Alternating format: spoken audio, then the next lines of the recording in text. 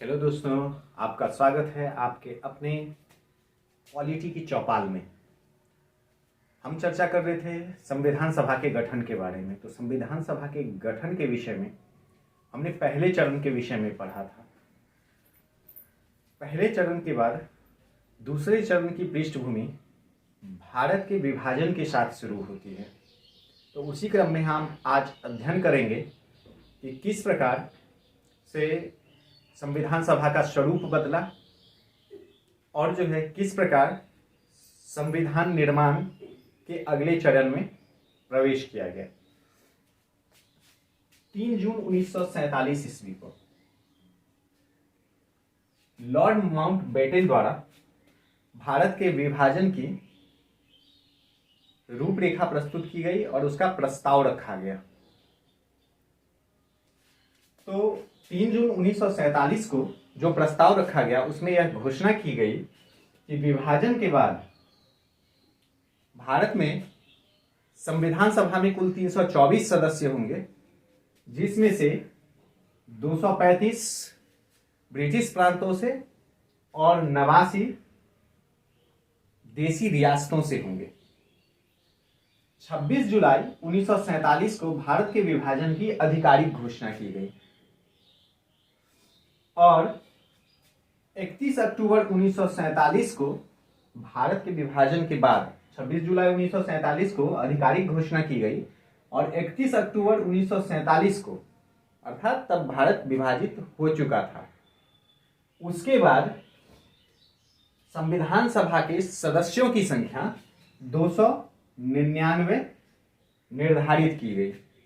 इस 299 सदस्यों में 229 सदस्य ब्रिटिश प्रांतों से थे और 70 सदस्य देसी रियासतों से थे। तो अब आपके दिमाग में आ रहा होगा कि ब्रिटिश प्रांत के कौन कौन से थे और कौन कौन से ब्रिटिश प्रांत थे और कौन कौन से देसी रियासत थे। तो देसी रियासत के बारे में उतना डिटेल अध्ययन करना जरूरी नहीं है, लेकिन अगर आप याद रख सकें तो ब्रिटिश प्रांत जो 10 थे, हालांकि विभाजन से पहले 11 थे, लेकिन जो 10 थे उनका नाम आप आसानी से याद रख सकते हैं, जिनमें आप एक क्रम में याद रखें: बिहार, बंगाल, उड़ीसा। बिहार, बंगाल, उड़ीसा, ये तीनों अलग हुए हैं एक दूसरे से, इसका नाम याद रखना आसान है। उसके बाद बंबई, मद्रास। बंबई, मद्रास, इन दो नामों को आप एक साथ याद रख सकते हैं: बिहार, बंगाल, उड़ीसा, बंबई, मद्रास। उसके बाद आप याद रखिए संयुक्त प्रांत। संयुक्त प्रांत और मध्य प्रांत। मध्य प्रांत तथा बड़ार। मध्य प्रांत और बड़ार को एक ही में आप रखें। मध्य प्रांत था बिहार, बंगाल, उड़ीसा, बंबई, मद्रास, संयुक्त प्रांत, मध्य प्रांत तथा बड़ार। उसके बाद असम,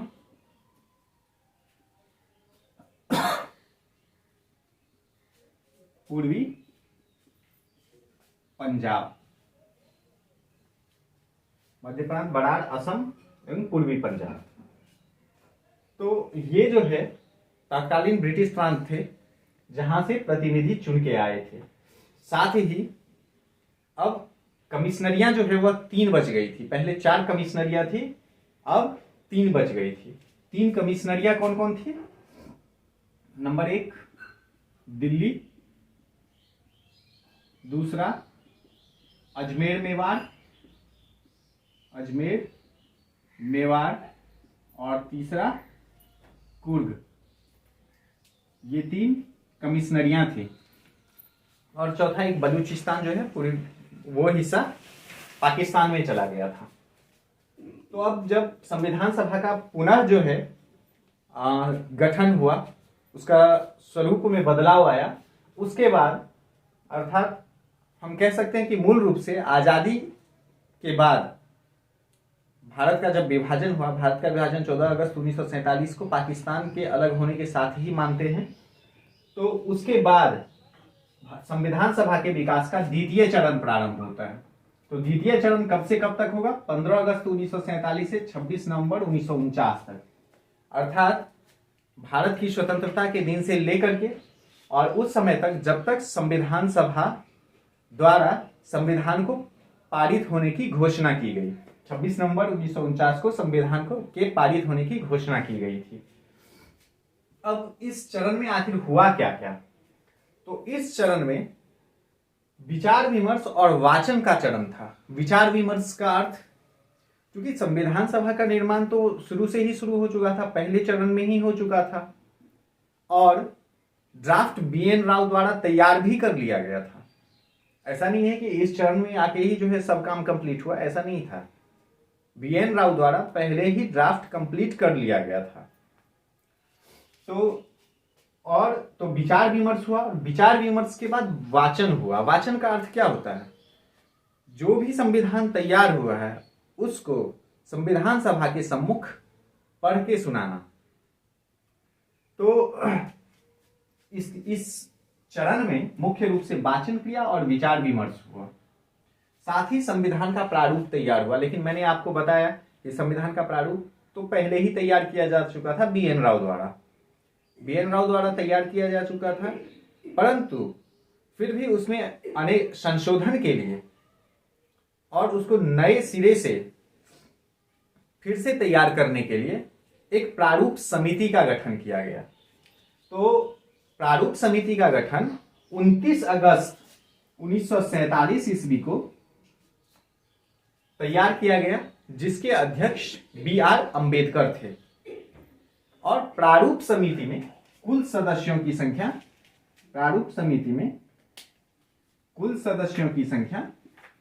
7 थी, जिनके नाम निम्न हैं। तो इन 7 सदस्यों के द्वारा BR अम्बेडकर यानी भीमराव अम्बेडकर की अध्यक्षता में प्रारूप, संविधान के प्रारूप पर परिचर्चा की गई, उसमें संशोधन किया गया। अब इसके बाद फरवरी 1948 ईस्वी में प्रारूप पर विचार विमर्श और संशोधन के बाद पहली बार जनता के समक्ष रखा गया। प्रारूप समिति ने अपना काम किया। प्रारूप समिति के अनुसार जब संविधान तैयार हो गया तो उन्होंने इसे जनता के समक्ष रखा ताकि आवश्यक संशोधन किए जा सके जनता के विचार के अनुसार। अनेक लगभग 7,500 के आसपास जो है विचार प्राप्त हुए संविधान सभा को, लेकिन लगभग 24-2500 विचारों पर संविधान सभा ने विचार किया और उसी के हिसाब से उसमें संशोधन भी किया जहां संविधान सभा को आवश्यकता लगी।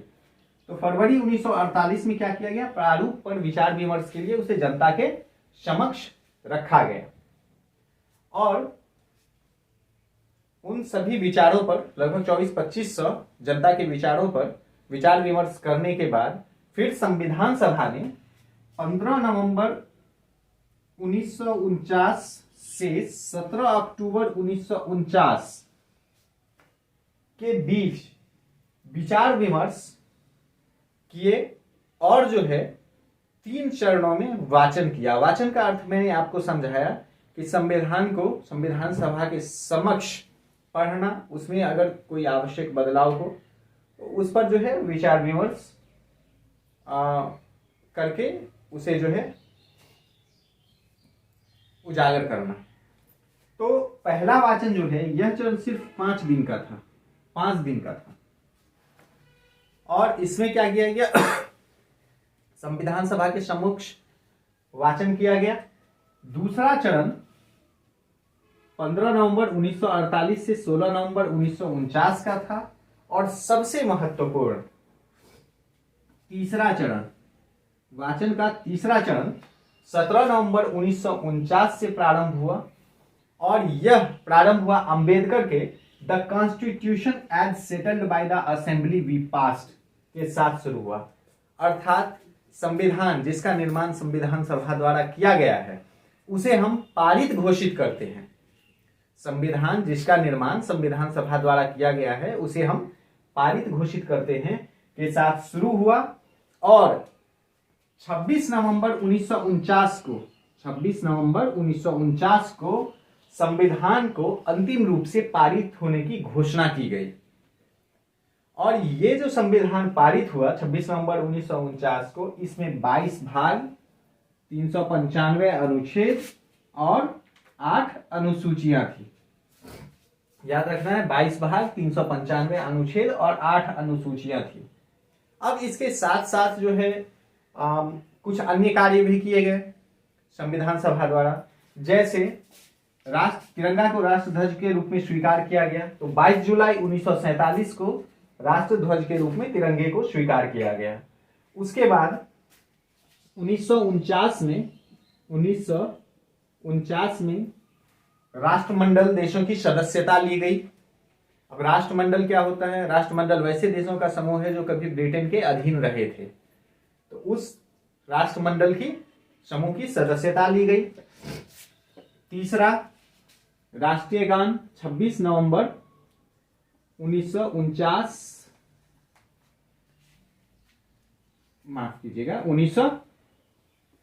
को राष्ट्रीय गीत एवं राष्ट्रीय गान को स्वीकार किया गया। तो राष्ट्रीय गान के रूप में किसे? जनगण मन, और राष्ट्रीय गीत के रूप में वंदे मातरम को स्वीकार किया गया। तो हमारा आज का यह सत्र यहीं पे समाप्त होता है। अब मिलेंगे हम अगले वीडियो के साथ। हालांकि तृतीय चरण जो है काफ़ी छोटा था, लेकिन समय के कमी के कारण मैंने तीसरे चरण की चर्चा नहीं की है, तो कभी मैं 2 मिनट में उसकी चर्चा कर दूंगा आप लोग के समक्ष। तो मिलते हैं अगले वीडियो में।